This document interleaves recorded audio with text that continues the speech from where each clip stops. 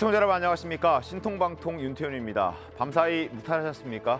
제11호 태풍 흰남노는 어젯밤 11시 제주도를 통과해서 조금 전인 오전 8시 경북 포항을 스쳐 지나가고 있습니다. 이번 태풍 흰남노의 위력은 역대급 태풍인 태풍 사라와 그리고 매미와 비교가 됐었는데요.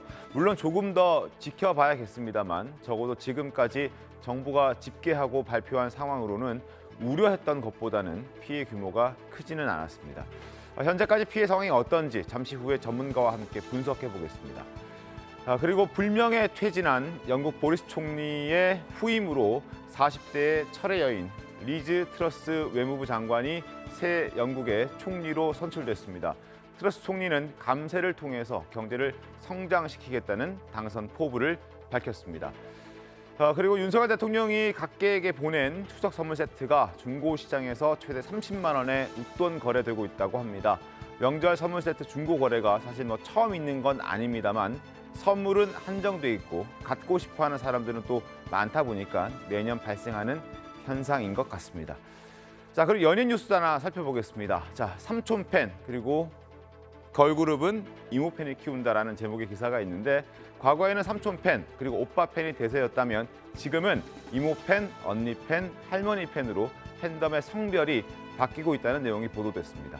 자, 화요일 신통방통 태풍 흰남노 속보로 시작하겠습니다. 잠시만 기다려주십시오. 네, 화요일 신통방통 태풍 흰남노 속보로 시작하겠습니다. 자, 태풍 흰남노가 오전 7시 10분쯤 울산 앞바다로 이제 빠져나갔다는 소식이 전해졌는데 부산이 초속 40m 강풍이 불면서 일단 피해가 좀 속출하긴 했다고 합니다. 그러나 우려했던 것만큼 빌딩풍이라든지 유리창이 깨진다든지 이러한 현상, 피해 상황은 아직까지 발견되지 않았다고 하는데 현장 취재기자 연결해서 조금 더 자세한 소식 알아보도록 하겠습니다. 하동원 기자, 자, 지금 부산 상황 어떻습니까? 네, 이곳 해운대는 밤사이 거센 비바람이 몰아치면서 몸을 제대로 가눌 수 없을 정도로 힘들었는데요. 지금은 잠시 소강 상태를 보이고 있습니다. 부산은 오전 6시쯤 태풍이 가장 근접했는데 지금은 점차 영향권에서 벗어나는 모습입니다. 새벽에 초속 40m 강풍이 불면서 태풍에 대비해 해운대 상가에 쌓아둔 모래주머니가 대부분 날아갔고 나무 판자도 부서지는 등 피해가 속출하고 있습니다. 부산에는 차량 침수 등 소방 피해 신고가 100건이 넘습니다. 부산은 오늘 오후까지 순간 최대 초속 30m 강풍이 예상되는 가운데 초고층 건물이 밀집한 해운대는 빌딩풍도 더해져 더 큰 피해가 우려되는 상황입니다. 파도 높이도 12m가 예상되는데 일부 해안가 도로는 만조 시간인 새벽 4시 반쯤부터 얼음 무릎 높이만큼 침수되는 등 해일 피해도 이어지고 있습니다.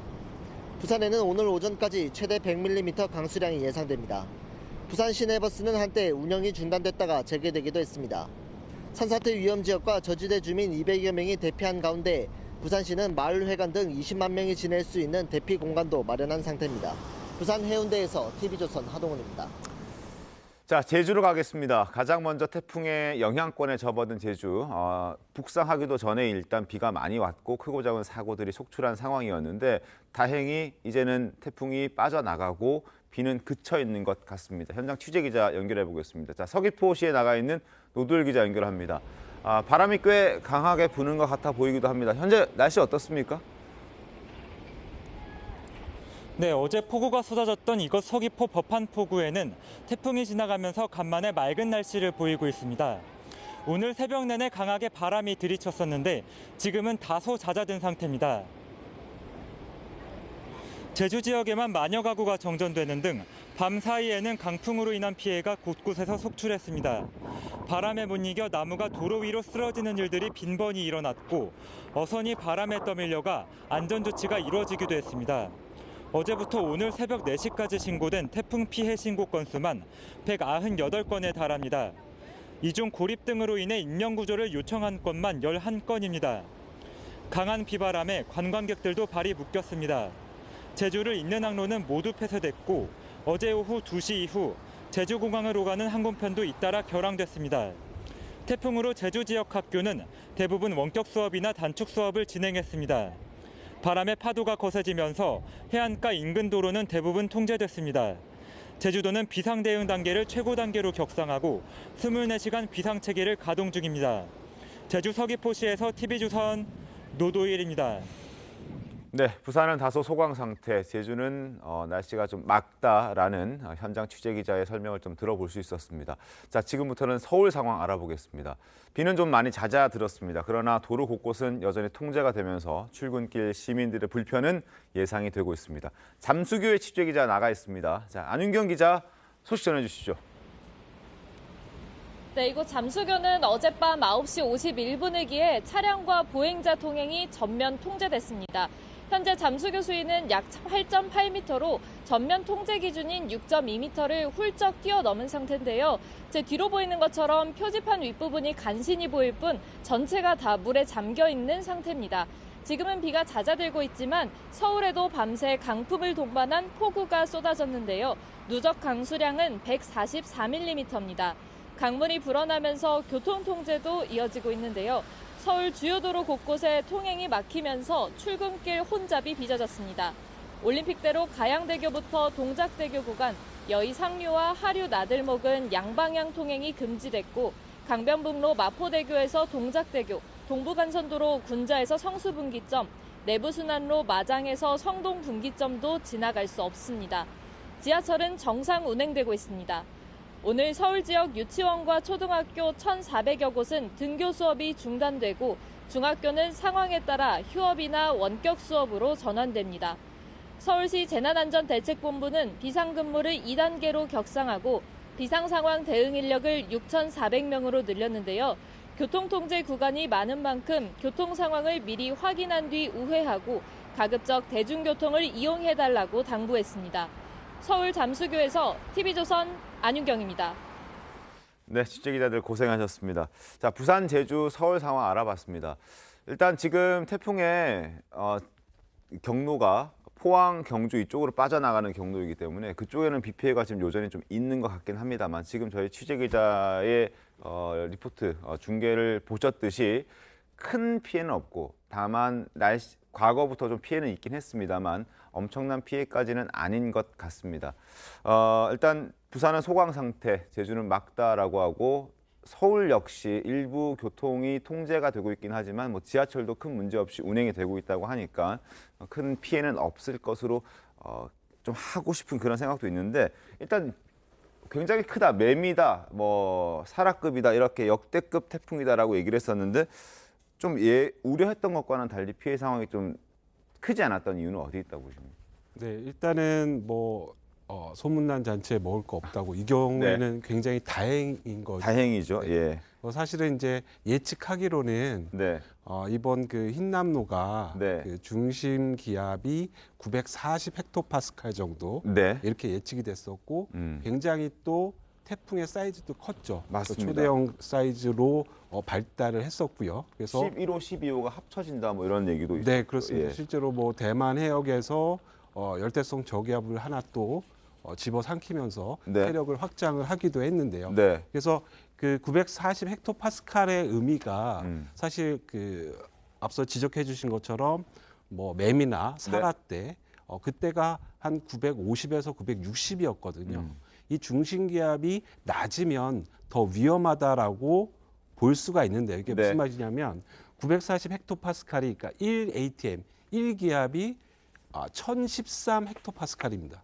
그러니까 1기압 대기압보다 940이면 낮은 거죠. 그렇죠. 네, 그러면 기압이 낮기 때문에 이제 기류들이 빨리 올라가게 되거든요. 그래서 이제 중심 기압이 대기압보다 낮은 상황이라고 하면 낮으면 낮을수록 굉장히 위험하다라고 예측이 되는데요. 네. 앞서 그 여러 가지 뭐 기상 정보상 중심 기압이 굉장히 낮았고 많은 수증기를 포함을 하고 있었고 그렇고 그런 부분들로 하여금 이제 많은 우려와 극심한 피해를 그래서 뭐 매미나 누사를 응가할 것이다라는 예측이 많았는데요. 그 결과적으로는 중심 기압이 굉장히 낮았지만 사실은 뭐 여러 가지 변수들에 의해서 우리나라에 뭐 상륙하면서 좀 세력이 급격하게 낮아진 부분들도 있고요.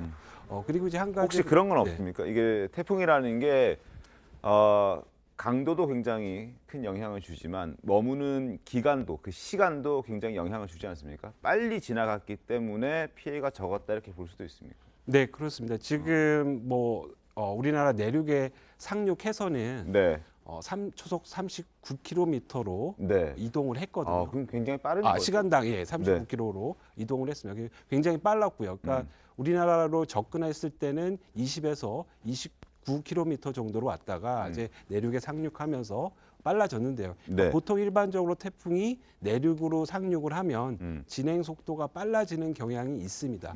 그런 부분들도 피해를 좀 줄이는데 기여를 했다라고 보여집니다. 알겠습니다. 자, 실제로 과거 매미나 사라 때는 우리나라에 머무는 시간들이 지금 보도되는 내용을 보면 한 3시간 가량 이번에 머물렀다라고 하는데 2배 그 이상 머물렀기 때문에 그 비 피해가 가장 컸다라고 얘기를 하는 분들도 꽤 전문가들도 그렇게 분석하는 분들이 계신데 지금 오늘 출연해 주신 분도 그렇게 분석을 좀 해주신 것 같습니다. 어찌됐든 태풍이 상륙하기 전부터 제주나 남부 지역 같은 경우에는 피해가 속출했었는데요. 영상 하나 보면서 어떤 영향으로 제주 서부 지역에 어떤 피해가 있었는지 좀 보도록 하겠습니다.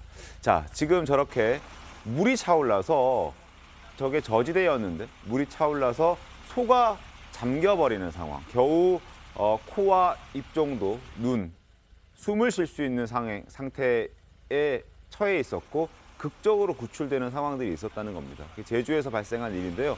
폭우에 소들이 고립되면서 주민의 신고가 있었고 또 구출이 될 수 있었던 그런 상황이었습니다. 또 하나 위험천만한 영상도 있습니다. 자, 부산이었는데 지금 보여드릴 영상은 부산에서는 한 유튜버가 태풍 생중계를 하겠다면서 파도에 휩쓸리는 일이 있었습니다. 영상 좀 보겠습니다.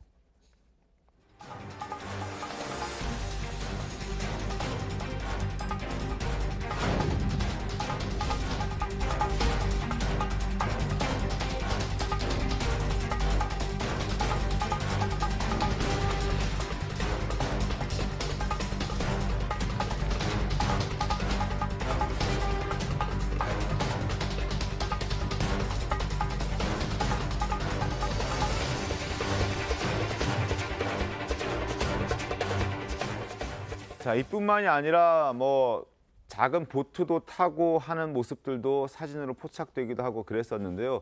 과연 이런 일들이 왜 자꾸 벌어지는지 잘 모르겠습니다. 장희찬 평론가께서는 어떻게 좀 보십니까? 저런 사람들의 심리는 뭘까요? 뭐 일단은 안전 불감증이 첫 번째고요. 네. 이런 식으로 관심을 끌게 되면 뭐 수익이 올라가는 그런 효과도 있겠습니다. 실제로 지난밤 11시 30분쯤에 방파제에서 태풍 치는 바다를 촬영했던 저 유튜버 같은 경우는 그렇죠. 실시간 중계에 접속한 시청자가 10,000명이 넘었다고 하거든요. 아. 굉장히 많은 사람이 봤다는 거죠.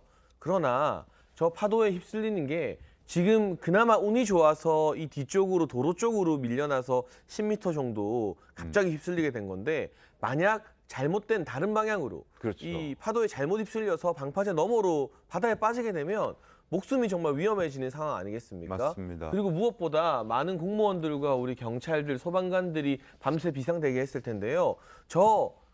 이런 표현 써도 될지 모르겠습니다만 철딱선이 없는 생방송 때문에 네. 애꿎은 경찰들이 다른 데 또 지켜야 되는데 저기 출동해서 또 위험을 감수하고 저분 구조했다는 거 아니겠습니까? 그러니까 이런 식의 어떤 위험을 자초하면서 관심을 끄는 행위에 대해서는 좀 우리 사회 전체적으로 경각심을 가질 필요가 있는 것 같고요. 네. 시청자 여러분들도 이거 위험해 보이면 들어가서 방송 볼 게 아니라 오히려 무관심으로 응대해줘야 이런 일이 재발하지 않을 것 같습니다. 알겠습니다. 그리고 그 태풍이 지나간 뒤에도 조심은 해야 된다고 합니다. 해안가에서 뭐 너울성 파도 때문에 또 일이 벌어지는 일들이 또 발생한다면서요? 어떻게 해야 네, 됩니까? 그렇습니다. 실제로 뭐 태풍이 지금 뭐 우리나라를 빠져나갈 것으로 이렇게 지금 기상청 예보가 나와 있는데요. 네. 실제로 이제 태풍이 빠져나가더라도 이 태풍의 세력권 안에 네. 특히 이제 우리나라 동해 같은 경우에 세력권 안에 들고 있기 때문에 너울이라든가 이런 그 이상 기류들 네. 이런 것들이 이제 지속적으로 발생을 할 수 있기 때문에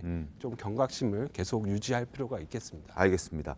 자, 그리고 윤석열 대통령 어제는 대통령실에서 실시간으로 상황들을 챙기면서 철야 비상대기 체제를 이어갔다고 합니다. 어제 출근길에서 했던 이야기부터 확인해 보겠습니다. 정부는 긴장을 늦추지 않고 국민의 생명과 안전을 위해 최선을 다할 것입니다. 그리고 이 자리를 빌어서 재난관리와 구급 구조에 종사하는 모든 분들께 말씀드립니다. 어제 제가 말씀드린 것처럼 선조치 후 보고입니다. 오늘 지원 안 하시고 그러면 상황 챙기십니까? 오늘은 제가 비상대기를 좀 할 생각입니다. 네. 네, 저렇게 비상대기를 했고요. 조금 전에 기자실까지 이제 찾아가서 아직까지 태풍의 영향권에 들어 있으니 끝까지 비상대기, 비상체제를 유지해 주길 바란다라는 메시지를 남겼다고 합니다. 어찌됐든 지난 8월 집중호우 때랑은 좀 다른 모습이었습니다. 그렇죠. 집중호우 때 이제 자택으로 퇴근하다가 네. 그 물이 찬다 뭐 이런 얘기를 했는데 그대로 퇴근했다고 그래서 여러 가지 논란을 빚지 않았습니까? 아마 그런 부분을 의식했고 또 그때와 지금이 다른 거는 네. 지금은 충분히 기상청에서 굉장히 위험하다는 걸 사전 경고를 많이 했기 때문에 맞습니다. 이제 윤 대통령이 지금 저기서 비상대기를 한 거죠. 물론 뭐 대통령이 서초동 자택에 있는 거와 대통령실에 있는 게 무슨 그렇게 큰 차이가 있느냐 이렇게 생각할 수도 있는데 대통령이 긴장하고 있으면 전체적으로 이제 긴장도를 좀 늦추지 않는 뭐 그런 아마 효과도 좀 우리가 있다고 봐야 될 아마 겁니다. 수석들 다 퇴근 못했을 거 아닙니까? 글쎄요. 그러니까 어. 그런 걸 포함해서 하여튼 전체적으로 공무원들의 긴장도가 좀 높아지는 측면이 네. 있기 때문에 또 다행스럽게도 네. 예보보다는 그렇게 위력이 대단히 크진 않았다는 점까지를 포함해서 지금 뭐 아직까지는 뭐 명확하게 집계가 덜 됐습니다만 네. 지금 현재 뭐 사망 실종 이런 것들이 별로 그 예상보다 그렇게 많지 않은 점으로 봐서는 네. 일견 불행 중 다행이다 이렇게 예상을 할 수 있겠습니다. 성주 대변인님, 네. 일단 야당의 당시 지적이 이번에는 좀 효과를 보는 듯한 느낌도 있습니다. 어떻습니까? 그렇죠. 그러니까 태풍 때문에 걱정이 깊었을 국민들 고생하신 것 같고요. 윤석열 대통령이 지금 재난 대응을 보면 좋습니다. 잘하신 것 같고 왜냐하면 재난 대응이라는 건 좀 과할 만큼 해야 하는 게 맞아요. 그래서 이렇게 하셨어야 되는데 이게 초보 대통령이라고 본인이 처음 해보는 대통령이라서 네. 그렇다라고 하셨던 것들이 이게 학습해 가는 과정으로 볼 수 있어요. 저번에 보면 어떻게 집에서 자택에서 지시하면 거기 자체가 대통령실이다, 집무실이다 그런 발언들을 했다가 지금은 이제 좀 정신 차리시고 이 대통령실에서 진두지휘하는 모습을 보면서 네. 이게 바로 국민들이 바라는 안정적인 모습이다. 대통령이 뭐 지시하고 뭐 전문적인 의견이 있겠습니까? 네. 근데 위원님께서 얘기했듯이 대통령이 저기에서 비상대기를 함으로써 네. 밑에 있는 직원들이 조금 더 긴장을 네. 가지고 조금 좀 세밀하게 재난 대응에 임할 수 있다라는 점들을 이번에 배우셨으면 이제는 소는 한 마리만 잃었으면 좋겠어요. 소 잃고 외양간 고치는 경우는 저번 한 번이면 되고 네. 이제는 재난 대응이든 이제는 물가입니다. 재난을 잡았으니까 물가에 대해서도 이렇게 밤을 새가면서 네. 좀 고민하는 모습을 보였으면 좋겠다라는 좀 말씀을 드리고 싶습니다. 알겠습니다. 그리고 오늘 대통령은 기자들의 질문도 받았다고 하는데 뭐 피해가 심각한 지역의 경우에 본인과 그리고 총리 그리고 행안부 장관 등등과 함께 현장도 찾아갈 예정이고 그리고 당시 지난달에 집중호우 때에 대한 질문에 대한 답변도 했는데 그때는 예측이 좀 불가능했기 때문에 뭐 불가피하게 그럴 수밖에 없었다라는 취지로 얘기를 하면서 이번에는 좀 다르기 때문에 그런 부분은 좀 신경을 많이 썼다라는 얘기도 함께 덧붙였다고 합니다. 어찌됐든 태풍의 영향권에서 벗어나고 있는 지금 우리나라의 모습인데 완전히 벗어날 때까지는 좀 시간이 걸리지 않겠습니까? 그때까지는 어떻게 좀 대비를 좀 해야 되겠습니까? 네, 한 그 정오 12시쯤이면 네. 우리나라의 뭐 주요 영향권은 완전히 벗어날 거라고 그때쯤이면 다 네, 벗어날 수 있습니까? 벗어날 거라고 생각이 들고요. 네. 지금 말씀 주신 것처럼 그 포항 쪽이라든가 마산 네. 이런 쪽에서 특히 이제 포항 쪽에 굉장히 지금 집중호우를 받아서 침수된 지역이 굉장히 많습니다. 네. 특히 이런 부분들은 이제 나중에 들어가실 때 네. 그 전기 사고라든가 아. 감전 뭐 이런 부분들이 우려가 되겠고요. 네. 특히 이제 복구를 할 때 여러 가지 지금 피해를 받은 뭐 강풍에 뭐 깨진 부분이라든가 네네. 이런 부분들은 사실 이제 복구를 먼저 하지 마시고 먼저 사진을 찍어 두셔야 됩니다. 그래서 사진을 찍어 두셔서 나중에 이 재난관리 기금이라든가 이 보상을 지자체에서 받고 하는 예 부분이 그렇습니다. 그래서 있어서. 먼저 서둘러 고치시긴 하지만 적어도 사전에 고치기 전에 사진을 좀 찍어두고 나중에 구상권을 좀 청구하시는 것이 좋겠습니다. 일단 피해가 어느 정도였는지 피해 규모나 이런 거 증명할 수 있는 증거 자료를 좀 만들어 놓은 다음에 복구를 시작하시는 게 좋고 복구할 때 물이 있으니까 또 특히나 전기와 관련된 사고에 또 발생할 수 있으니 그런 부분 좀 조심해야 된다라는 당부의 말씀까지 해주셨습니다. 오늘 말씀 고맙습니다. 자, 지금부터는 정치권 소식 짚어보겠습니다. 자, 오늘 정치권에 불고 있는 폭풍우도 흰남노만큼이나 국민들에게 또 심란함을 전해주고 있는데 오늘이 바로 검찰이 이재명 당대표에게 출석해달라고 요구한 날이기도 합니다. 그런데 방송 직전에 이재명 대표의 입장이 나왔습니다. 출석하지 않겠다라고 밝혔습니다. 어제 굉장히 복잡하게 여의도가 돌아갔거든요. 어제 상황을 먼저 영상으로 좀 보겠습니다.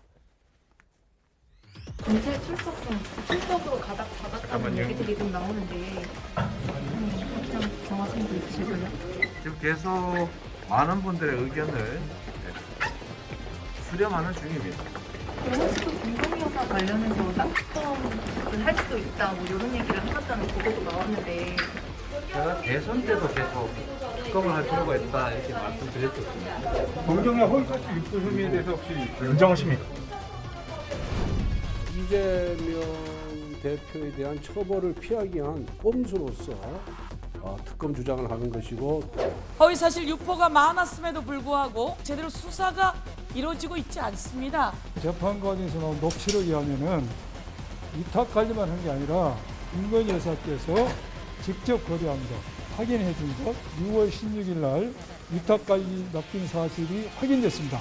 선거법 위반에 대해서 조사를 받는데 또 당연히 대선 후보로 나섰던 사람이 당연히 받아야 할 일을 김건희 여사하고 왜 연관을 짓지요? 속아 웃을 일입니다. 자기들 말대로 먼지 털듯 털었잖아요. 민주당 유전자엔 물귀신 작전의 유능함을 갖고 있습니다.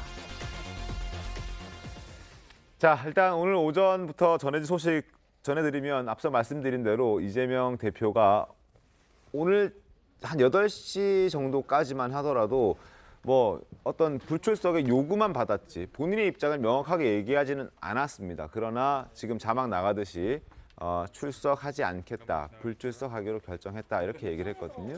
최병희 의원님, 어떤 이유로 뭐 정치적으로 봤을 때는 안 하는 게 더 낫다라고 판단한 거겠죠? 뭐 저는 며칠 전부터 사실은 뭐 불출석할 것이다 이렇게 예상을 했는데요. 네. 그거는 이제 추석을 앞두고 어떤 그림 뭐 이런 거를 의식한 것 같아요. 사실 이원석 검찰총장 후보자 같은 경우도 아니 진술할 기회를 드린 거다 이렇게 네. 얘기를 했거든요. 또 서면 조사에도 불응했다는 거 아닙니까? 그거는 뭐 이제 서로 입장이 좀 다르긴 합니다만 네. 그런 점에서 보면 그냥 나중에 이제 내용 자체를 소상하게 잘 모른 채 이재명 대표가 검찰에 출두했다 하는 것만 가지고서 뭐 일종의 오해를 받을 가능성도 있거든요. 아마 그런 점을 의식한 결정이었다. 처음부터 저는 그런 아마 내심 생각을 가지고 있었다고 보고 있습니다. 알겠습니다. 자, 과거 시장 때나 도지사 시절 때는 다른 대응을 한 적도 있습니다. 적극적으로 나가서 얘기를 하면서 자신의 모습을 또 해명을 하기도 했었는데 그 모습 이번에는 볼 수 없을 것 같습니다. 과거 모습 잠깐 보겠습니다. 대통령의 1시간은 5천만 시간의 가치가 있습니다. 100만 성남시장의 1시간도 100만 시간의 가치가 있습니다. 이렇게 할 일 없이 종북몰이하면서 시간 보낼 그런 여유 없습니다. 경찰에서 조사하면 밝혀질 일이고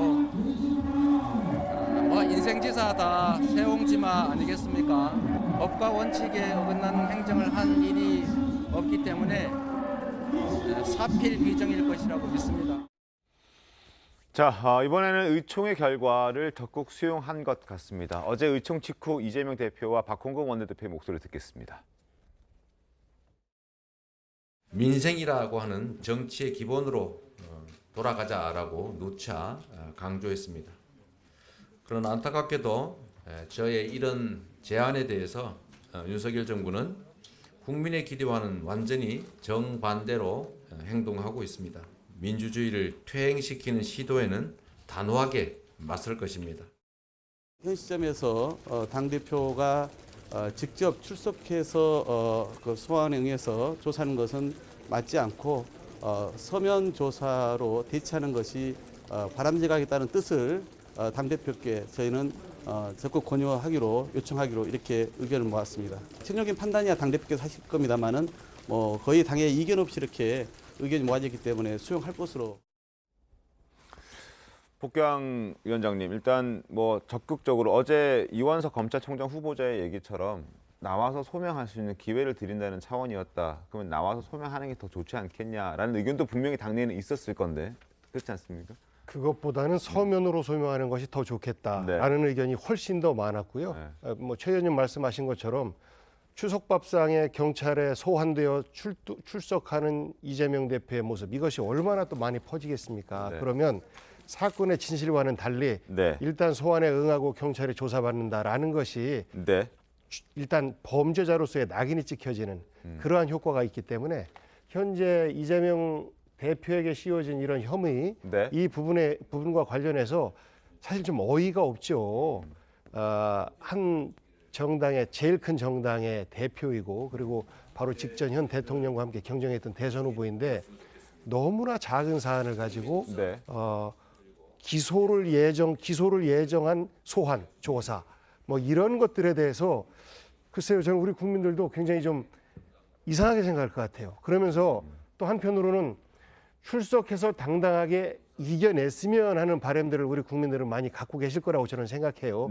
저도 처음 일감은 이재명 대표의 그동안 모습으로 봤을 때는 정치적인 판단보다는 국민적인 입장에서의 판단을 먼저 하지 않겠느냐라고 생각을 했었는데 이 사안 자체가 워낙 정치적인 의미를 많이 함축하고 있는 것이기 때문에 이 부분 추석을 앞두고 출두하는 것보다는 서면으로 본인의 뜻을 알리는 것이 더 좋겠다라는 결정을 내린 것 같습니다. 알겠습니다. 너무나 작은 사안이라고 말씀을 하시긴 하셨는데 이게 그렇게 작은 사안이라고 보기에는 또 서로 뭐 생각에 따라 좀 다를 수도 있을 것 같다는 생각도 들고 어찌됐든 이원석 검찰총장 후보자도 어제 인사청문회에서 했던 얘기 중에 이런 얘기가 있었습니다. 그러니까 안 부를 수가 없었다. 본인이라고 제1야당의 대표를 부르고 싶었겠느냐. 공소시효가 9월 9일이니 어쩔 수 없는 어떤 절차였다라는 얘기를 한 적이 있거든요. 그 부분은 저희가 잠시 뒤에 좀 따져보도록 하겠습니다. 그리고 어제 한동훈 법무부 장관 예결위에 출석했는데요. 민주당에서 이재명 대표의 검찰 소환 조사 요구를 놓고 전쟁이란 표현을 한 것 알고 계시죠? 거기에 대해서 한동훈 법무부 장관은 이렇게 말했습니다. 화면 보겠습니다. 자, 민주당에서 정치 보복 수준을 넘어 전쟁이라는 표현까지 나왔다라는 질문에 이건 전쟁이 아니고 범죄 수사다. 그리고 여러 가지 말로 자기 방어를 하는 것은 그 수사를 받고 있는 사람들에게는 자연스러운 일이다. 잘못된 것은 아니다라고 얘기를 합니다. 뭐 신경 쓰지 않겠다. 뭐 이런 취지로 들립니다. 그렇죠. 법무부 장관이 전쟁이라고 하겠습니까? 범죄 수사라고 해야죠. 적절한 용어고 자기 방어를 위해서 어떤 단어를 사용하는 거 당연한 얘기를 지금 한 거예요. 뭐 특별히 뭐 거론할 문제는 아닌 것 같고 하지만 분명한 거는 지금 민주당이 그 이재명 대표에 대해서 어제 의총에서 소환에 응하지 말아라는 결정이 났던 것은 이번 검찰의 소환 자체가 애시당초 기소를 목적으로 한 정치적인 소환이다라는 판단인 것이죠. 민주당의 판단은. 그렇죠. 그리고 진술하는 기회를 주겠다고 이원석 총장이 하셨는데 진술할 기회는요. 출석해서도 해도 되고 서면으로 해도 됩니다. 두 가지 방법이 있어요. 그런데 소환 출두를 선택한 건 검찰이죠. 그래서 물론 이제 그 전에 검찰의 설명은 서면 조사를 요구했으나 일정 기간 동안 응하지 않았기 때문에 물론 민주당은 전당대회 과정이 있어서 준비는 하고 있었다라는 입장이긴 했습니다. 그건 아니고요. 그러니까 사실관계로 확인하면 서면을 쓰는 사람이 알잖아요. 그래서 이재명 대표께서 그동안 바빴던 이유가 세 가지의 서면 조사를 하는 거예요. 백현동, 대장동, 그다음에 성남 도시개발공사의 고인이 되신 김모 처장. 이 세 가지인데 두 가지는 서면 조사를 해서 냈고 하나를 최근에 작성해서 냈어요. 그래서 내겠다는 의사를 이미 밝혔고 그럼에도 불구하고 출석 요구를 한 것이죠. 이제 그런 부분들이 사실관계가 있고 그다음에 허위사실 공표라고 검찰에서 기소 의견을 하지만 이 세 가지 모든 것들이 언론에서 보도된 부분들에서 이미 다 이재명 대표가 사실임을 확인서를 낼 정도로 확실한 건데 검찰이 기소 의견을 갖고 출석 요구를 한다. 그 여기에 응할 수는 없다는 것이죠. 근데 만에 하나 지금 한동훈 장관도 그렇고 이원석 총장도 그렇지만 정말 진술할 기회를 주려고 출석 요구를 했으면 김건희 여사도 했었어야죠. 그런데 김건희 여사 허위건이 어떻게 했습니까? 100일 동안 묵혀놓다 수사기관에서 서면 조사로 가름하고 최근에 불송치합니다. 이런 법적 형평 부분에 있어서도 민주당이나 정치권에서는 이건 전쟁이라고 표현할 수밖에 없죠. 형평이 안 맞잖아요. 네, 사실 사실관계 다퉈볼 만한 부분이 좀 있는 것 같은데요.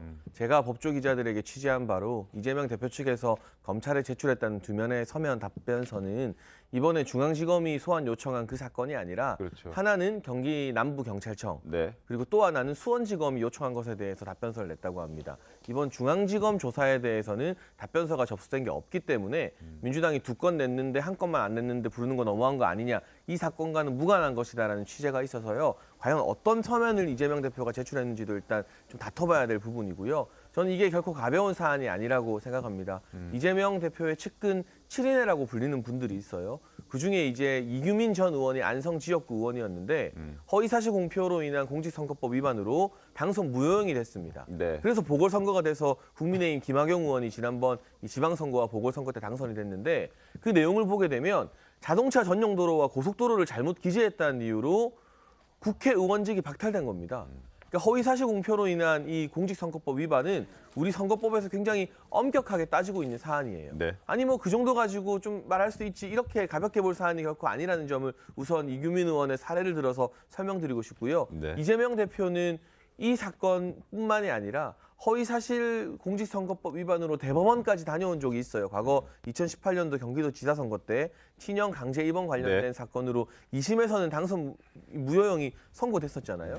그 대법원에서 이 무죄로 파기환송이 나왔지만 허위사실 발언한 적이 없다가 아니라 긴박한 TV 토론 상황에서는 고의성을 가지고 허위사실한 것은 아니라고 보인다는 취지의 다소 애매모호한 판결이었는데 그때 이미 한번 준엄한 경고를 받은 셈입니다. 그렇다면 그 다음번 선거에서는 더더욱 또 조심했어야 되는데 아랑곳하지 않고 지속적으로 특히 백현동 같은 경우는 국토부라는 국가 공공기관의 명예를 훼손할 수 있는 발언을 계속해서 반복해왔기 때문에 이번 사건은 저는 처음부터 검찰이 서면 조사를 요구하는 것부터가 조금 당대표라는 이 체급을 의식한 봐주기가 아니었느냐. 당연히 소환해서 조사했어야 되는 사안이라고 생각합니다. 당대표 된 지 얼마 안 됐어요. 그거는 의식한 건 아니에요. 급이 높잖아요.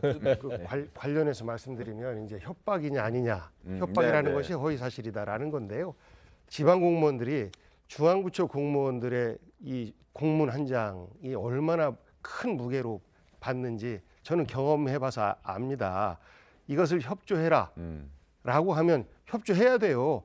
만약 그것이 안 될 경우에는 여러 가지 다양한 불이익을 우려합니다. 그래서 단체장이 지시해도 말 안 들어요. 왜냐하면 공무원은 그 체계가 있기 때문에. 네. 이번에 그 법인카드와 관련해서도 관리감독 권한이 있는 그 공무원들도 네. 모두 다 조사 대상이 됐지 않습니까? 그런 것처럼 공무원들은 그런 수직적인 위계 질서에 대해서 굉장히 예민하고 중앙부처의 이런 협조 공문이나 이런 것들에 대해서 예민하고 두렵게 생각할 수밖에 없어요. 그런 것들을 얘기하는 건데 그런 것까지도 허위사실 유포다라고 하면 허위사실 유포로 걸리지 않을 사람이 어디 있겠습니까? 알겠습니다. 글쎄 그걸 그렇게 봐야 되나요? 아니 국토부에서 박근혜 정부의 국토부에서 성남시에 보낸 공문에 보면요. 네. 이 권한은 성남시에 있다고 그렇게 안내를 해주고 있거든요. 그런데 그게 어떻게 협박이 되는 거죠? 안내를 협박으로 받아들이는 거는 그 받아들이는 사람의 잘못이지 그건 요구한 사람의 잘못은 아닙니다. 그러니까 당시에 그 협박 자, 문제는 잠깐만요. 네. 여기서 그 얘기를 하면 아마 방송 시간 내내 그 얘기를 할 것 같아서 제가 잠깐 끊고 검찰의 기소 여부 그리고 또 법원의 판단까지 저희가 좀 기다려 보면서 얘기를 좀 들어보도록 하겠습니다. 어쨌든 이번 검찰 소환 요구에는 불응했고 서면 조사로 대신하겠다 이렇게 이재명 당대표는 입장을 밝혀왔다는 부분만 저희가 한 번 더 말씀을 드리겠습니다. 대신 민주당에서는 이런 얘기를 당론으로 선택했습니다. 김건희 특검법을 당론으로 추진하기로 했는데 일단 그 목소리 확인하겠습니다. 김건희 여사와 관련된 주가 조작 사건에 대한 새로운 정황들이 드러나고 있습니다. 국민의 의혹이 너무 커지고 있는 상황에서 수사기관들이 봐주기로 일관하고 있기 때문에 김건희 여사와 관련된 주가 조작, 이 허위 경력 등의 문제에 대한 특별검사법을 추진키로 의견을 모았습니다. 자, 급기야 윤석열 대통령 고발 카드도 꺼내들었습니다. 화면 보겠습니다. 자, 일단 도이치모터스 주가 조작과 관련해서 김건희 특검법 추진한다는 건 목소리도 들려드렸고요. 그 위에 공직선거법상 허위사실 공표 혐의로 윤 대통령을 검찰에 고발했습니다. 자, 이런 부분들이 있어서 저희가 신문으로 조금 더 설명을 드리겠습니다. 여당에서는 윤석열 대통령과 그리고 김건희 여사에 대해서 고발하고 특검했다는 그 민주당의 움직임에 대해서 추진하고 있는 모습에 대해서 물귀신 작전이라고 지적하고 있습니다. 대통령은 임기 중에 기소가 되지 않는데 뭐 외환법이라든지 어떤 다른 법에 하나 더 그거 외에는 기소가 되지 않는데도 불구하고 허위 사실을 공표했다는 것으로 고발을 강행했다. 이거는 다시 말하면 정치적이다라고 생각된다. 결국 물고 늘어진다. 그래서 물귀신 작전이다라고 얘기를 하고 있습니다. 뭐 대통령실도 따로 입장은 밝히지 않고 있습니다. 뭐 무대응으로 일관하겠다는 입장이 이 대통령실의 입장인 것 같은데요. 이 부분에 대해서 저희가 좀 얘기를 좀 해보겠습니다. 자, 일단 그 전에 민주당이 이렇게 갑작스러운 대통령 고발 카드를 꺼내 들고 또 여기에 대해서도 예결위에 출석한 한동훈 법무부 장관에게 질문이 나왔습니다. 한 장관 어떻게 얘기했는지 들어보겠습니다. 대한민국 헌법 제84조에 대통령은 내란 또는 외환의 죄를 범한 경우를 제외하고는 재직 중에 형사상의 소출을 받지 아니한다라고 되어 있습니다. 맞죠, 장관님? 그렇습니다. 현실적으로 가능하다고 보십니까? 제가 이 사안을 잘 모르기 때문에 뭐 예. 정확하게 말씀드릴 그건 아니지만 정치적 상징적 의미로 하신 것 아닌가 생각이 듭니다. 지금 민주당 내에서 가장 큰 리스크를 가지고 있는 당 대표의 어떤 법적 그 상황에 대해서 방탄을 하기 위해 이런 일을 한 것이 아니냐라는 일각의 비판과 비난이 또 있는데요. 마침 법무장관께서 오늘 그 출근길에 이재명 민주당 대표의 소환은 전쟁이 아닌 범죄 수사라고 말씀을 또 하셨어요. 글쎄 뭐 저희는 그냥 맡은 일을 하는 것이고요. 제가 아까 아침에 말씀드린 것은 수사는 수사이다라는 원론적인 말씀을 드린 겁니다.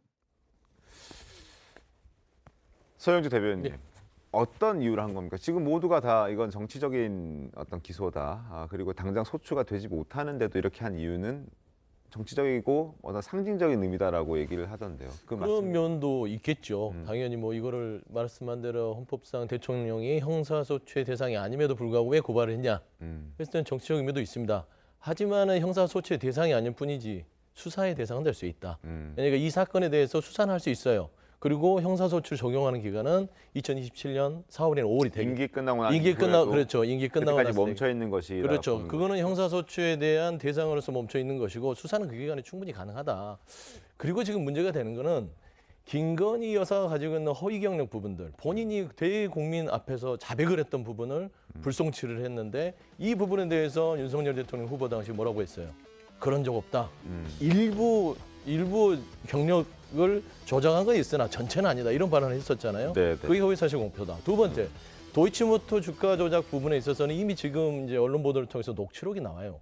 그래서 위탁 매매를 했다. 전적으로 다 매매를 맡겼다고 윤석열 대통령이 후보 시절에 김건희 여사를 감싸지요. 하지만 보시면은 주문을 통해서 이 씨랑 통화를 하잖아요. 그리고 또 증권사로 옮겨서도 5월 20일 날 증권 조작범인 이모 씨와의 관계를 절연했다고 윤석열 대통령이 얘기를 했음에도 불구하고 그 이후에 증권사를 옮겨서 이모 씨와 나 외에는 거래하게 하지 말아달라 부탁을 하는 게 녹취에 나옵니다. 명백한 사실들이 있음에도 불구하고 그거를 윤석열 대통령이 감쌌어요.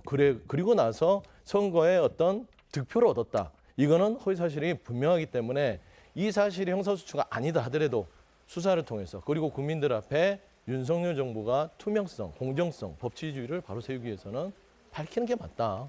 그래서 정치적인 압박을 한다라고 보셔도 될 것 같습니다. 제가 지금 2022년 9월을 살고 있는데요. 네. 우리 서영주 대변인님 말씀드리니까 2021년 12월로 다시 돌아온 것 같습니다. 이 이야기를 대선 때 수없이 반복하고 되풀이하고 해명했던 문제들이거든요. 물론 김건희 여사께서 국민 눈높이에 맞춰서 그 당시 사과 기자회견을 하긴 했죠. 하지만 법적으로 형사법이 적용되는 문제와 국민 눈높이에 맞춰 사과하는 것은 엄연히 다른 이야기고요. 그때도 민주당이 제기했던 여러 의혹 중에 뭐 고등학교 가르친 경력이나 뭐 서울대에서 이 대학원 일부 이제 수료 과정 등등에 대해서 많은 의혹 제기를 했습니다만 사진까지 공개되면서 김건희 여사가 뭐 해당 서울대학교 과정을 수료했다는 것들, 그리고 고등학교 같은 경우는 같은 재단에서 같은 공간에 이 세워놓은 여고와 일반 고등학교의 어떤 이름 착오 문제 등등이었다는 것 등을 저희가 선대본을 통해서 충분히 해명을 다 드렸습니다. 그런 부분들이 국민 눈높이에 좀 미흡해서 사과할 만한 사안인 건 맞지만 형사적으로 기소될 만한 사안인지는 또 완전히 다르다는 걸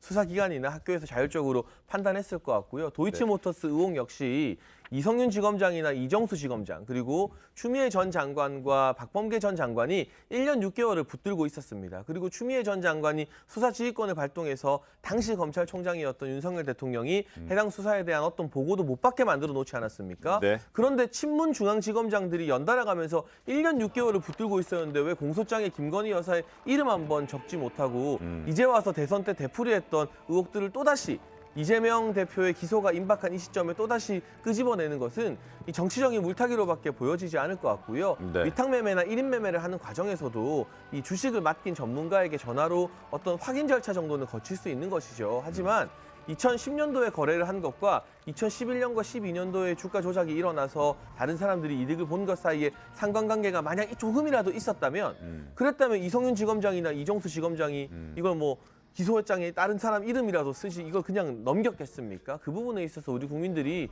이게 윤석열 정부에서 불거져서 수사가 안 된 게 아니라 문재인 정부에서 탈탈 털 만큼 털었는데도 기소 못한 것이란 걸 이제는 다 아시지 않을까 싶습니다. 아니 잠깐만 제가 얘기했으니까 조금만 들어갈게요.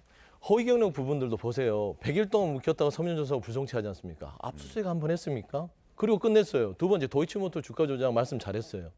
대리매매 전화 한 통 할 수 있다. 그게 아니잖아요. 내용 자체가 이미 조작이 어떤 주가 조작에 대한 정황이 나와 있습니다. 그다음에 공소장에요. 김건희 여사의 어떤 당시의 매매에 대한 51건의 범죄 일람표에 51건이 문제가 있다고 돼 있습니다. 그러니까 검찰이 지금 불송치 결정을 못 하는 거예요. 그런 사정이 있다. 그래서 이거를 밝혀야 되지 않겠냐라는 말씀을 전 드리고 국민들 시각에서 수사가 이루어져야 된다. 덮을 수 없다. 그런 말씀 드린 겁니다. 그러니까 범죄 일람표와 공소장 한 줄로 얘기하면 알겠습니다. 자, 아니 이게 한 줄로 얘기하면요. 작년 12월 3일에 소위 그 문재인 정부 검찰이 다 들여다봤던 내용이에요. 근데 들여다봤는데 못했잖아요. 그건 뭐 얘기할 필요가 없는 거 아닌가요? 그럼 뭐 다시 한번 수사해 보면 되는 거죠. 문재인 정부 때 검찰총장이었던 윤석열 대통령이 지금 대통령으로 있지 않습니까? 그것처럼 직접 지휘 체계는 검찰총장을 통해서 하기 때문에 지금 한동훈 장관이 문재인 정부 내내 탄압받았다라고 하는데 사실 승승장구하다가 윤석열 당시 검찰총장이 일종의 문재인 대통령에 대한 반기를 들고 나서부터 일종의 그 스스로 탄압이라고 얘기하는 그런 걸 받은 거죠. 그러니까 윤석열 검찰총장 지휘하에서 과연 검사들이 윤석열 검찰총장의 부인에 대한 혐의에 대해서 제대로 수사했을까라는 의문을 갖고 있는 겁니다. 그리고 이것에 대해서는 정치권에서 여야가 얘기하면 정치적 공방이지만 많은 국민들이 그래 이 부분에 대해서는 의문이 풀리질 않아라는 생각을 갖고 있는 것이 더 많다라는 생각이고요. 또 아까 허위 합격력 의지와 관련해서 경찰이 그렇게 합니다. 뭐 어떤 부분은 공소시효가 지났기 때문에 안 되고 또 예를 들어서 교수 임용이나 이런 부분에 대해서는 영향을 별로 끼치지 않았기 때문에 아니고 해서 무혐의 처리하는데 그 부분도 너무 편의적인 것이죠. 그래서 이게 패배한 김혜경 여사와 승리한 김건희 여사 이 두 분의 형평을 볼 때 이 과연 맞는 것일까? 패배한 이재명 대표와 승리한 윤석열 대통령 이 두 분이 똑같이 들이대면 모두가 다 허위사실 공표다라고 얘기할 수 있는 거리들이 있는 것인데 과연 이것이 형평에 맞는 것인가라는 겁니다. 그러하기 알겠습니다. 때문에 지금 우리가 사실 민망할 정도의 정치권 싸움이 되고 있는 것인데 이것에 대한 시작은 저는 윤석열 대통령부터 시작된 것이다라고 생각하는 겁니다. 자, 지금 민주당이 고발을 한 그 내용이 어떤 내용인지 당시 윤석열 대통령이 했던 얘기를 한번 들려드릴 테고요. 그리고 어제 오후에 민주당의 법률단이 중앙지검에 가서 검찰 고발하는 모습까지 붙여서 보여드리겠습니다. 2010년에 제가 결혼하기 전에 이 양반이 골드만삭스 출신이라고 해서 이 양반한테 좀 위탁 관리를 좀 맡기면은 좀 괜찮을 것이다. 한 4달 정도 맡겼는데 손실이 났고요. 그 도이치모터스만 한 것이 아니고 한 10여 가지의 주식을 전부 했는데 손실을 봐서 저희 집사람은 거기서 안 되겠다 해서 돈을 빼고 그 사람하고는 절연을 했습니다. 계좌를 공개하면서 5월 20일 이후로 절연했다. 계좌를 회수했다고 이야기했습니다. 그런데 이번에 법정 재판 과정에서 나온 녹취록에 의하면은 위탁 관리만 한 게 아니라 김건희 여사께서 직접 거래한 것, 확인해 준 것, 그리고 5월 20일 이후인 6월 16일 날 위탁관리 맡긴 사실이 확인됐습니다. 윤석열 대통령의 경선 과정에서 한 발언이 허위라고 판단돼서 자, 저 부분은 소추가 안 되기 때문에 일단은 공방은 계속되겠지만 결론은 나지 못합니다. 일단 적어도 5년 동안에는 잠시 뒤에 저희가 또 뭐 다른 얘기하면서 잠깐 또 다른 얘기하면서 저 얘기를 또 얘기를 할 수 있는 기회가 있다면 그때 가서 또 하도록 하겠습니다. 자, 그리고 어제 국회에서는 이원석 검찰총장 후보자 인사청문회가 열렸습니다. 이 후보자에 대한 다질 검증보다는 역시 이재명 대표에 대한 검찰 조사, 또 김건희 여사에 대한 특검 여부 이런 부분에 여야가 화력을 집중시켰습니다. 어제 이원석 검찰총장 후보자 인사청문회장으로 가보겠습니다. 이재명 후보의 이 소환이 예정돼 있습니다. 지금 민주당에서는 이제 전쟁 속보라고 하는 것인데 통상적인 피의자 소환을 전쟁이라고 볼 수 있습니까? 수사 진행 중인 상황이기 때문에 제가 상세한 말씀 못 드립니다만 일반적인 절차에 따라서 진행하고 있습니다. 지금 이재명 그 당대표가 소환에 응할지 안 할지는 예단할 수 없습니다. 근데 저는 본인이 출석하지 않더라도 그동안에 얘기하신 그 증거와 법리에 따라서 기소 여부를 판단할 수 있다고 생각합니다. 어떻게 생각하십니까? 저희는 충분하게 진술하실 수 있는 기회를 드린 거고요. 그리고 모든 사건, 이 사건에 국한하지 않고 모든 사건 다 증거와 법리에 따라서만 판단하도록 하겠습니다. 자, 저런 공방이 있었고 앞서 말씀드린 대로 결론은 일단 출석하지 않는 것으로 결론이 났습니다. 그리고 김건희 여사, 야당의 의원들은 김건희 여사와 관련돼 있는 도이치모터스 그리고 특검 여부 이런 것들에 대해서 또 공세를 이어갔는데 그 목소리도 이어서 확인하겠습니다. 도이치모터스 주가 조작 사건에 대해서 여쭙겠습니다. 언제 결론이 납니까? 도이치모터스 사건은 전임 장관님들께서 검찰총장의 수사지휘권을 배제하는 지휘권 행사를 하셨습니다. 제가 총장 직무대리에 있는 동안에도 이 사건과 관련해서는 일체의 보고를 받을 수가 없는 상황으로 되어 있습니다. 제가 말씀드리기가 어렵습니다. 윤석열 총장이 이 사건과 관련해서 수사권이 배제됐던 이유는 그 장모 부인이라고 하는 특수관계 때문에 있었던 건데 여전히 그런 해석이 저는 굉장히 문헌적이고 형식적인 해석이라고 생각을 합니다. 저는 위원님 말씀에 전적으로 공감합니다. 그런데 왜 전임 저 총장이 수사지휘권을 다시 행사를 하지 않고 중앙지검장이 총장에게 보고나 지휘를 받지 않겠다고 발표를 하고 그렇게 했는지 저도 지난 1년 동안에 저는 의원님과 똑같은 생각으로 공감을 했습니다. 말씀하신 것처럼 소위 이해충돌 여지가 없기 때문에 수사지휘권을 회복시켜줘야 됨에도 불구하고 회복을 시켜주지 않았기 때문에 지금 현재 후보자가 이에 대해서 답변을 할 수 없는 상황입니다. 듣고 있자니 조금 답답한 생각이 듭니다. 위원님께서는 질의를 하시는데 총장 후보자는 관여할 수 없는 일이기 때문에 아는 게 없고 그래서 답변을 할 수 없고 아마 국민들께서도 보기에 참 딱하지 않나, 안타깝지 않나. 검찰총장 후보자가 수사 지휘권을 갖고 있냐 안 했냐는 떠나서 김건희 여사 관련된 수사 사건에 대해서 우리 총장 후보자께서 어떤 인식을 갖고 있냐는 것을 충분히 물어볼 만합니다. 그런데 그렇게 일방적으로 적절하지 않다, 그렇다 간사가 말씀하시고 위원장이 거기에 화답하고 하면 이 청문회를 왜 합니까? 우리 존경하는 김도우 위원장님 그렇게 하지 마십시오. 다 하셨습니까? 박범계 위원님 다 하셨습니까? 시간 끝났잖아요. 원래 시간 끝나도 계속 하시는 스타일이라서. 자, 일단 이원석 후보자는 내용을 알지 못한다. 왜냐? 전임 장관들 때문이다. 수사 지휘권을 발동한 지금 추미애 전 법무부 장관 그리고 그걸 계속해서 이어가고 있었던 박범계 전 법무부 장관 때문이다라고 얘기를 합니다. 그렇죠. 아니 저게 사실은 박범계 전 법무부 장관 당시에는 한번 저거를 풀어주려고 했다는데 그때 시도를 하다가 그때는 또 한동훈 검사장 문제가 걸려 있었잖아요. 그래서 저걸 풀면 또 한동훈 검사장을 어떻게 하려고 하는 것 아니야 하는 오해를 받기가 싫어서 안 했다는 거 아닙니까? 그러니까 지금 근데 그 이후에 이어받아서 바로 한동훈 검사장이 법무부 장관이 되니까 한동훈 법무부 장관은 수사지휘권 발동을 안 한다고 그랬어요. 네. 그렇죠.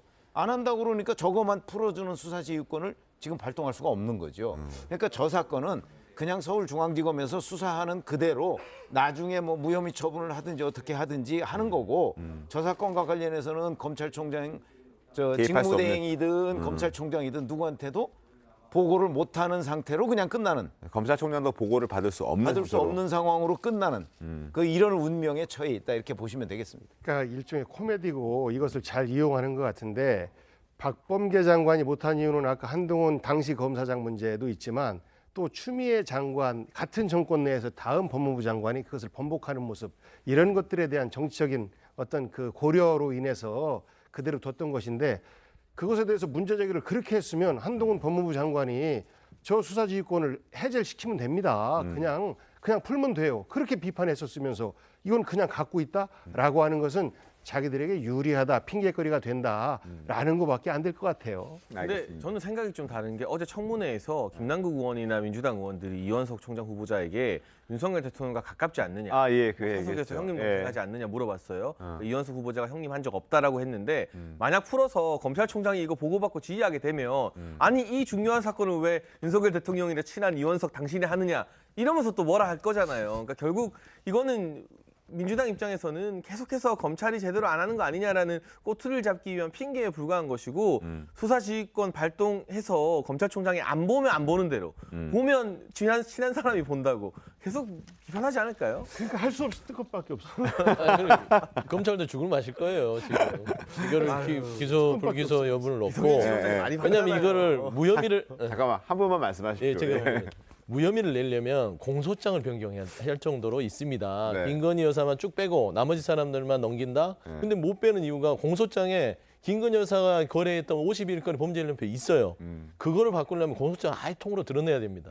그런 상황이 지금 처해 있다. 알겠습니다. 그러니까 얼마나 지금 검찰이 답답하겠습니까? 권력 눈치도 봐야 되고 검찰의 자존심도 세워야 되고 참 답답할 노릇일 거예요. 권력 눈치 본다는 말씀은 개인의 의견으로 제가 생각하겠습니다. 예, 개인 의견. 자, 어찌됐든 아까 지금 여러 가지 이원석 후보자 인사청문회 과정에서 많은 얘기들이 나왔는데 장해찬 평론가, 장해찬 이사장이 얘기했던 얘기도 언급을 저희가 좀 해드리겠습니다. 일단 윤석열 대통령과 사석에서 형님 동생 하는 사이 아니냐라고 김남국 의원이 지적을 했는데 여기에 대해서 어떻게 얘기했는지 듣겠습니다. 법무부와 검찰 인사 보면 윤석열 라인들이 법무부와 검찰의 요직을 전부 다 채웠습니다.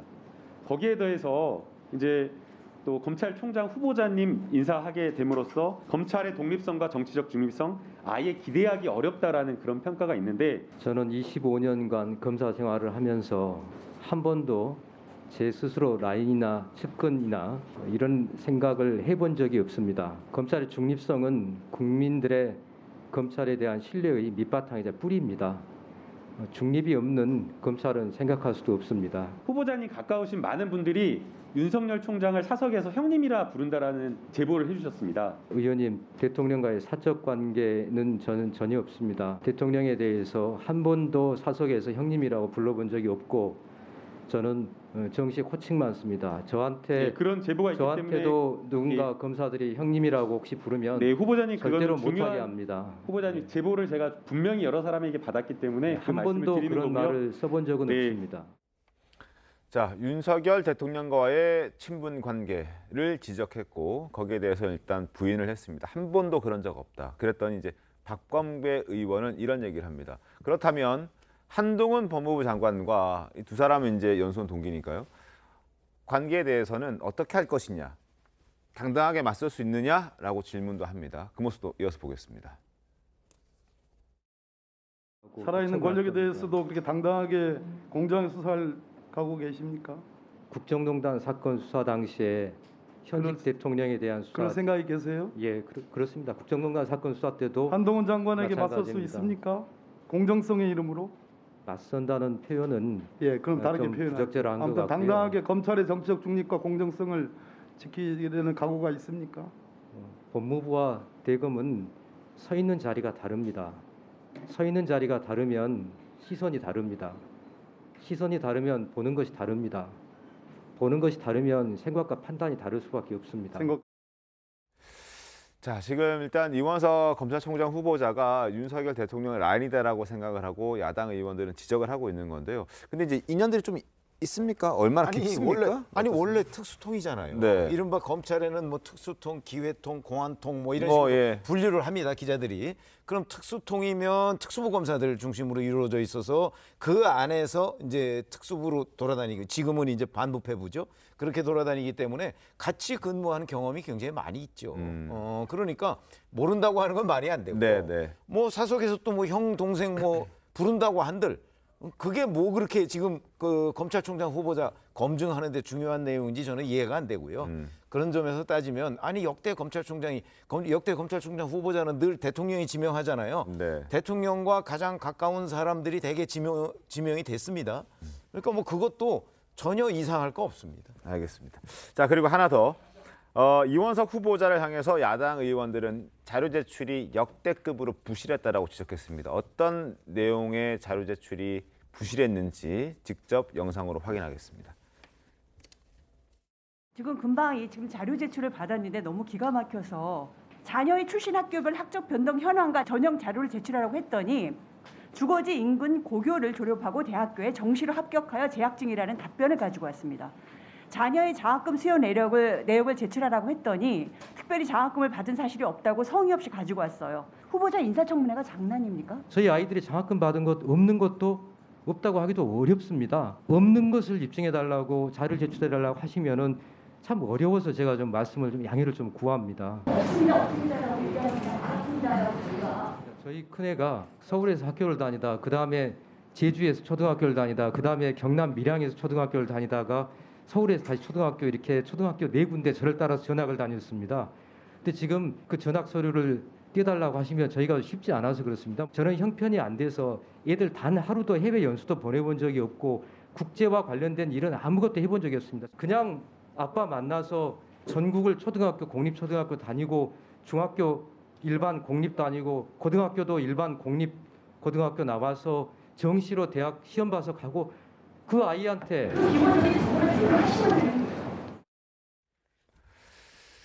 자, 일단 뭐 제출할 자료가 없어서 제출하지 못한 건데 부실하다라고 지적이 나왔거든요. 장혜찬 평론가 어떻게 보십니까? 그러니까 진짜 훌륭한 후보자네요. 저도 이원석 후보자 이렇게 훌륭한 사람인 줄 몰랐는데 요새 참 이 고위공직자 후보자들이 정권 막론하고 막 뭐 특목고 자사고 보내는 게 나쁜 건 아니지만 이 외국인 학교 막 이런 데 보내고 온갖 편법으로 좋은 대학 보내려고 길 쓰는 그런 고위공직자 후보들 저희가 뭐 많이 봐왔다가 그냥 공립학교 보내서 아무런 장학금 한 푼 받지 않고 해외 연수 그 흔한 연수 하나 보내지 않고 정상적으로 정시 연수가 쳐서 흔한 건 아니죠. 뭐 네. 이렇게 이 소위 말하는 고위공직자들은 많이 보내잖아요, 자녀들. 이게 뭐 수시나 뭐 이런 학종 이런 거 아니라 그냥 정시로 대학교 보냈다는 것도 훌륭하고 권인숙 의원이 골프장 회원권 자료 제출하라고 막 요청을 하셨어요. 근데 태어나서 한 번도 골프채 잡아본 적이 없다. 그러니까 당연히 회원권도 없다라고 답변을 했거든요. 그러니까 없는 자료 자꾸 달라고 하시는데 이게 고위공직자면 저 정도 검찰 고위직이면 당연히 뭐 아이들 학교 과정이나 뭐 골프장 과정에서 뭔가 있지 않을까 했습니다만 그런 게 전혀 없다는 거 국민들이 이번에 이원석 후보자 참 청렴한 공직자 후보자구나라는 걸 알게 되는 시간이 아니었을까 싶습니다. 아니 말씀하십시오. 한동훈, 이원석 두 분이서 양날개 윤석열 그 대통령 양날개 검찰이다 이렇게 이제 평가를 받고 있는데 한동훈 법무부 장관보다는 좀 더 좋은 사람처럼 느껴져요. 그런데 이제 자료 부실과 관련해서는 단지 이 학교와 뭐 골프 회원권 이 문제가 아니고 그밖에 여러 가지 자료 제출과 관련해서 상대적으로 그동안 일반적으로 제출됐던 그 양에 비해서 어떤 뭐 문구라든지 이런 것들이 너무 간략하게 돼 있다. 이런 것들에 대한 전반적인 지적 중에 한 일부였던 것 같습니다. 알겠습니다. 어찌됐든 2시간 이상 인사청문회가 있었는데 청문 보고서 채택은 일단 불발이 됐습니다. 뭐 향후에 또 어떻게 되는지 좀 지켜보도록 하겠고 어제 인사청문회가 조금 늦게 시작했습니다. 최강욱 의원의 자격 논란 때문에 늦게 시작하게 됐는데 그 모습도 영상을 통해서 보겠습니다. 오늘 이 자리에 인사청문위원으로 참석하는 것이 매우 부적절한 분이 있어 말씀을 드리지 않을 수 없습니다. 여기 계신 한 의원님은 3건의 중대 사건의 피고인이 된 이후에 법사위를 지원했습니다. 이것만으로 이해충돌 논란이 일 수밖에 없는데 이 의원이 검찰총장 후보자 청문위원으로 참여하는 것은 우리 위원회가 스스로 국민에 대한 신뢰를 저버리는 것이 됩니다. 그동안 법사위에는 수사를 받거나 또는 경우에 따라서는 재판을 받고 있는 의원님들이 다수 참여를 하셨고 조수진 의원님도 선거법 관련돼서 수사받고 재판 받으시고 계시지만 우리가 또 조수진 의원님에 대해서 그런 비판도 안 해왔지 않습니까? 제 이름이 나와서 굉장히 좀 서운하고요. 여러 가지 사안마다는 다르겠지만 전 내로남불하는 것이 아닙니다. 고장난 레코드가 열심히 돌고 있습니다.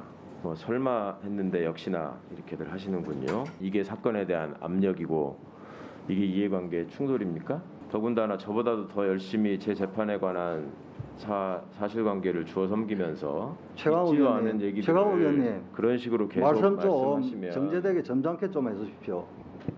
의원들 발언에 대해서 저 말씀하는데 끼어들지 마시기 바랍니다. 제 발언입니다. 그동안에 여러분들께서 말씀 좀 정제되게 하십시오. 다시 한번 당부드립니다. 계속 제가 언제까지 감내하고 감당해야 할지에 대해서도 좀 생각해 주시기 바라고, 고장난 레코드가 또 아무런 근거 없이 레코드판도 없이 해적판 불량 레코드에서 돌아가는 레코드는 그만 좀 자, 법사위원으로서 지금 재판을 받고 있는 피의자 신분이 그 국회의원이 하는 것이 맞느냐 아니냐, 아마 법사위가 열릴 때마다 반복되지 않을까라는 생각도 듭니다. 저런 모습이 반복돼서는 안 될 것 같은데 하여튼 지켜보도록 하겠습니다. 자, 지금부터는 사건 사고 순서로 가겠습니다. 자, 첫 번째 이야기, 지난해 8월 충남 천안시 불장동이라는 곳이 있는데 이곳 한 아파트에서 일어난 주차장 폭발 사고 소식입니다. 자, 다들 기억하실지 모르겠습니다만 LP 가스통이 설치된 승합차 안에서 담배를 피우려다가 라이터를 켰는데 발생한 사고였습니다. 영상부터 보겠습니다.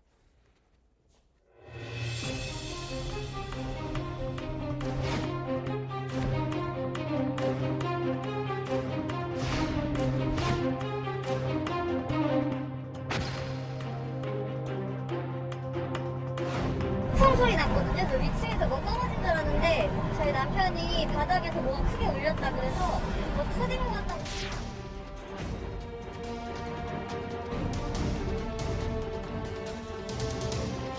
그 안에서 담배를 이렇게 붙인 걸로 저희가 지금 경찰을 그렇게 판단을 하고 있고요.